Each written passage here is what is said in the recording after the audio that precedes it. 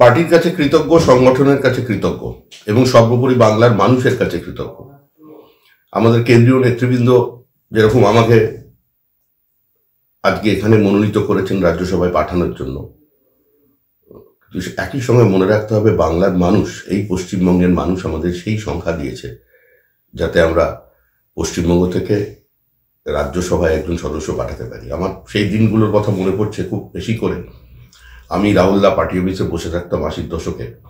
বুদ্ধদেব বাবু বলতেন যে যাদের বিধানসভায় কোনো প্রতিনিধিত্ব নেই আমরা তাদের সর্বদলীয় বৈঠকে ডাকি না।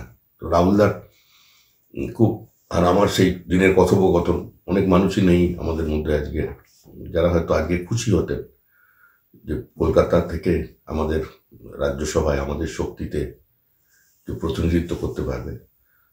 তো সেটাই আমাকে সবচেয়ে বেশি করছে। আমি বাংলার মানুষের জন্য তাদের প্রতিনিধি হিসেবে, দলের প্রতিনিধি হিসেবে কাজ করব। রাজনৈতিক কর্মী যেখানেই থাকে সে রাজনৈতিক কর্মী, সে রাজ্যসভা লোকসভার ভিতরে হোক কিংবা বাইরে হোক, নির্বাচিত জনপ্রতিনিধি হোক কিংবা মনোনীত হোক, রাজনৈতিক কর্মীর যে কাজ এক অপ্রাপ্তবয়স্ক অবস্থা থেকেই 18 বছরের আগে থেকে এই দলের সদস্য, এই পরিবারের সদস্য, পরিবারের কাছে কৃতজ্ঞ।